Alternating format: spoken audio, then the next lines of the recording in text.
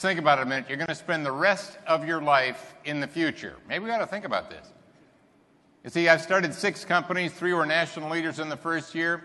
One of them had 37 national locations in the first year. One thing I learned is to fail fast.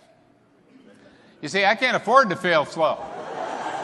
But if you look at Kodak, you look at Blockbuster, you look at these, what is going on? They did not see the future. Oh, they saw a future. Problem was, it was what I call a soft trend, something that might happen, rather than a hard trend, something that will. I want you to see that difference. You see, we live in an uncertain world right now. When are these foreclosed homes going away? When are we going to have maybe there's a recovery on Wall Street, but there's still a recession on Main Street. I mean, when are things going to start kicking back? Some of us and a lot of our customers might even have a wait-and-see attitude, which is very dangerous right now. In a world of mass uncertainty, you know what I got to ask myself? What am I certain about?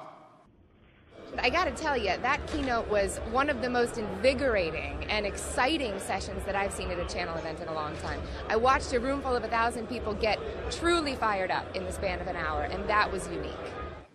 Let me ask you a question about being busy. Were the top 5 executives of General Motors every day for the 2 years before they went bankrupt really busy? What do you think? Yeah, didn't help them, ain't going to help you either. And my worry for you is you're going to go back and get busy.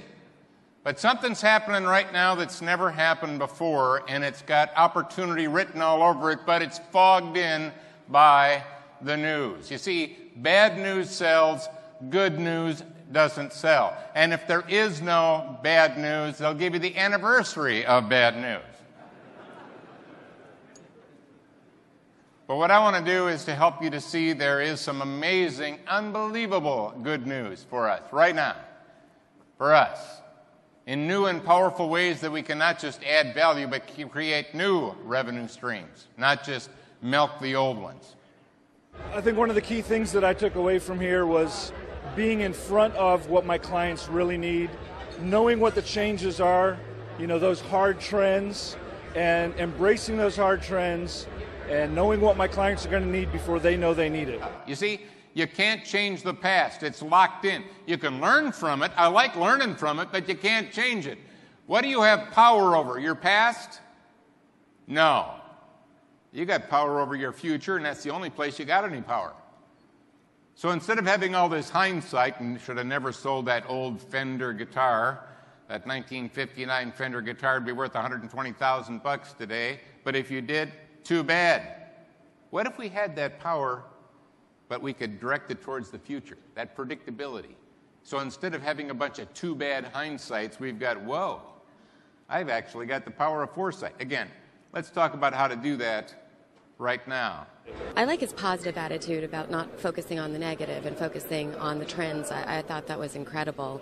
There's a word that I have used for many decades now. It's called future view. How you view the future shapes how you act in the present, and how you act in the present shapes your future. Think about it. Right now, there's people that are selling Apple stock. And there's people that are buying Apple stock. What's the difference? Their future view of Apple.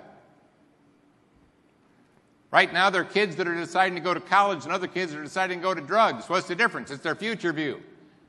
You see, how you view the future will shape how you act shapes your future. Your future view will determine the future you, and right now that future view is low compared to what it needs to be based on the certainties I'm going to share with you today. Owning a business is very much about not becoming stagnant and always thinking about what your customers are going to need moving forward. And the keynote really made me think about what services I'm going to offer my customers to ensure there's that relationship moving forward. Let's just talk about change for just a minute. Most people would say humans don't like change. People don't like change. Nonsense. Humans are born loving change. Hey, babies cry until you change them. Matter of fact, they prefer rapid change. Why do we take vacations? I need a change. I need to get out of here. In other words, not all change is negative, but everyone in this room knows there's negative change. So what in the world is the difference between positive change and negative change? I've thought about this. I know exactly what it is. Negative change is the kind of change that hits you directly and you didn't see it coming.